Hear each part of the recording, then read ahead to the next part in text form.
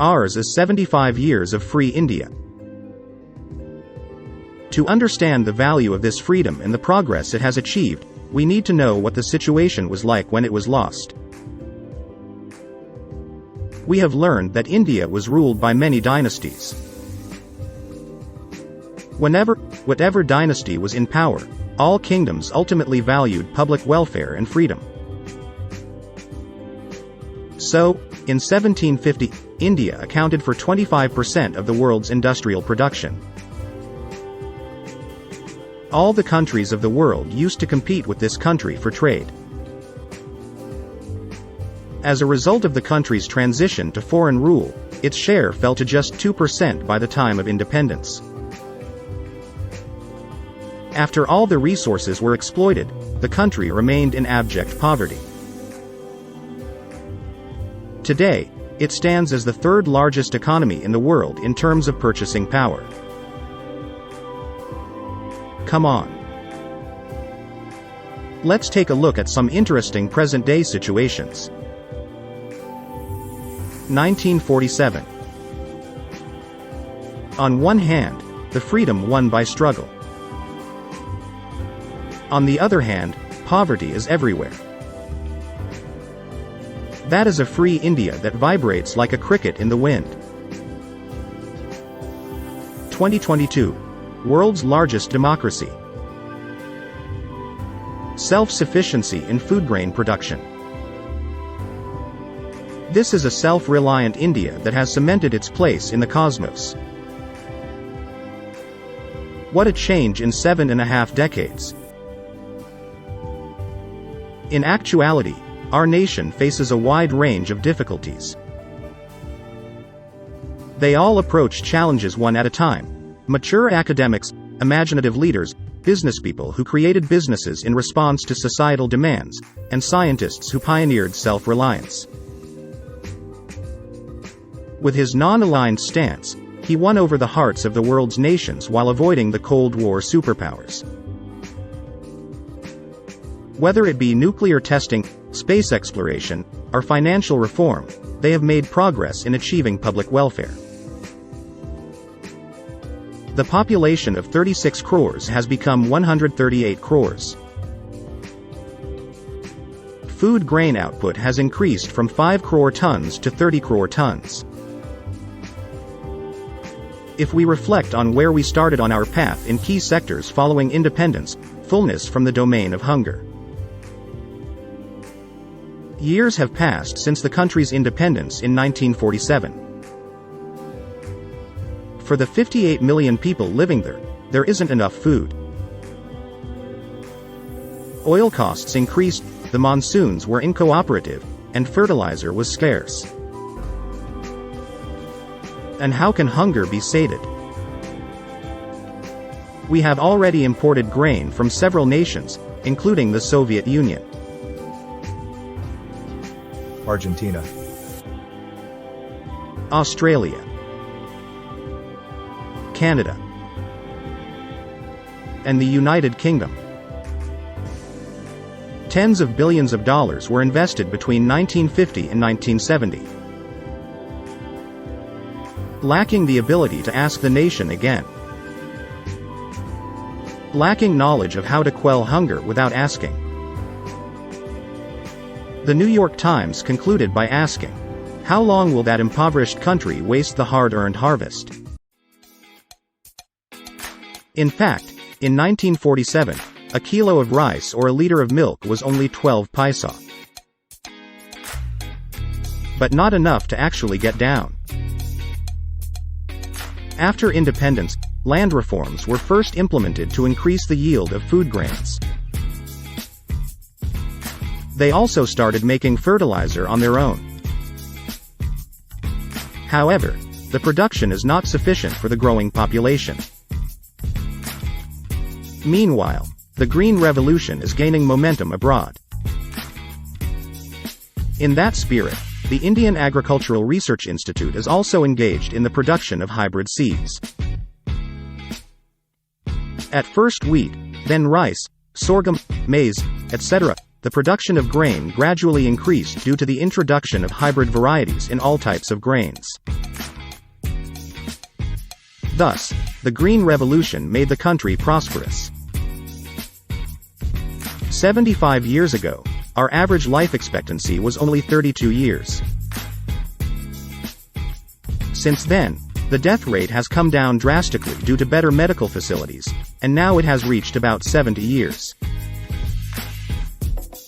In the 3 decades since independence, the field of health services has advanced significantly. Our scientists were able to eliminate smallpox and plague. Cholera deaths were reduced and malaria was brought under control. In 1983, the initial national health policy was developed. Following that, the 5-year plans prioritized health. Up until the 1990s, polio was still a major problem in the nation. India was home to 60% of all polio cases by the year 1994. With a focus on the vaccination process and widespread awareness, a polio-free India became a reality 2 decades later.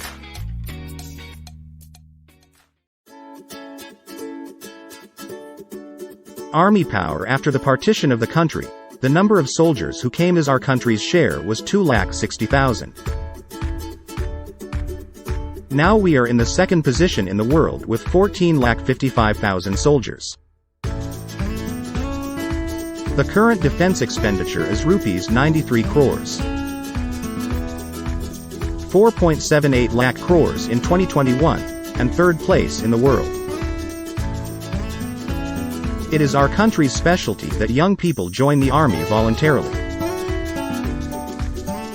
The world saw for the first time what the Indian Army was capable of in the 1971 Pakistan War. Since then, our 3 forces have equipped themselves with modern Hongals. Last year it showed to the world that we have the capability to build aircraft carriers with Vikram.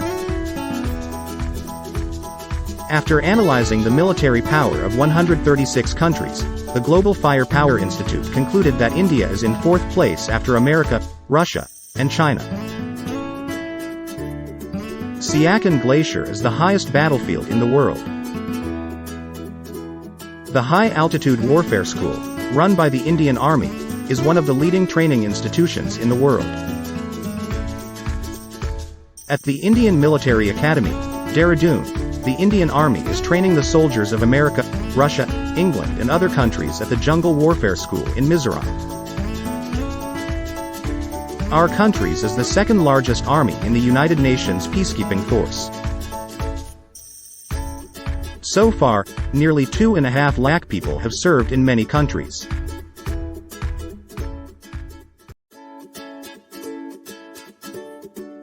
Our flag in space. 7 decades ago, space travel was unimaginable. The Indian scientist Vikram Sarabhai saw the launch of Russia's first satellite, Sputnik, in 1957 and realized that artificial satellites could do wonders. It is thought that the benefits of technology can be brought to rural people as well. Today's progress in space research is the result of his efforts. Established in 1969, the Indian Space Research Organisation is one of the largest organizations in the world. When the first rocket was launched in 1963, under the leadership of Vikram Sarabhai and Homi Bhabala, the rocket parts were moved from Tiruvananthapuram to Tumba, the rocket launch center, on bicycles and carts. Since then, ISRO has shown the same commitment.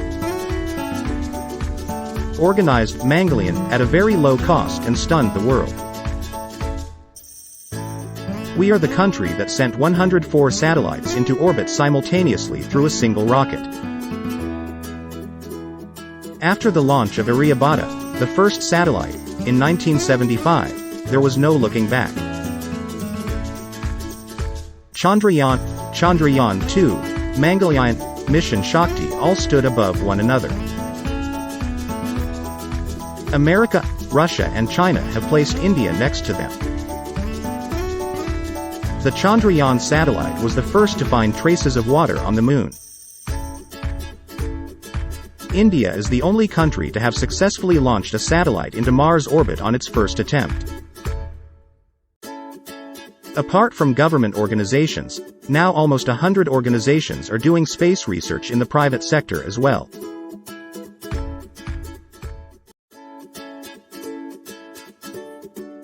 Economic progress. The cotton gin was the origin of the Industrial Revolution in Europe. It was a machine that easily separated the cotton from the seeds. It has been used by Indians since the 5th century.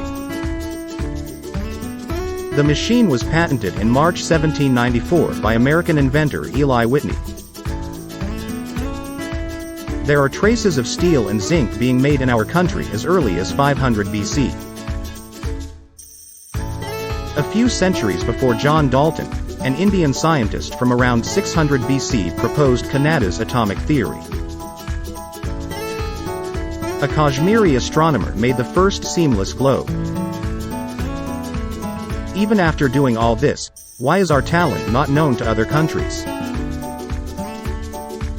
India has not attacked any country.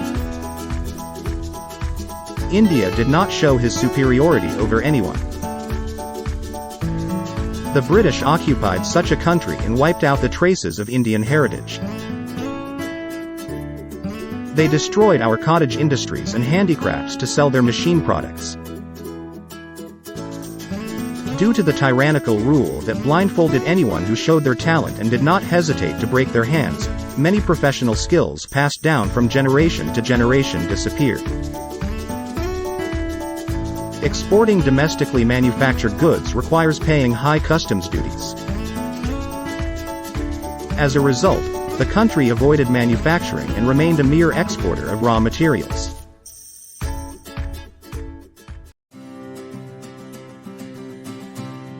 And many more. Not only these, almost all the villages got electricity. Electricity generation, which was only 1,362 megawatts, is now 4 lakhs. We are also increasing the production of environmentally friendly renewable energy sources. Apart from extending the railway lines to the corners of the country and making them a means of transportation for the common people, our country is supporting the development of railways in the neighboring countries like Sri Lanka, Nepal, and Bhutan. Also, when it comes to the construction of roads, we are second in the world with the longest network. By the time of independence, the total number of telephone subscribers in the country was 82,000. A third of the population is now using smartphones. A country where 4 religions were born. A country that shows unity in diversity. There is no other country in the world like this. Education, industries, business, and the arts. We have a rich heritage in any subject. For 200 years, such a country was gripped by foreign rule by eclipse. We fought for years and got out of it. Like a quail nesting on a bird's nose, we are rebuilding the country and moving together on the path of progress. Thank you.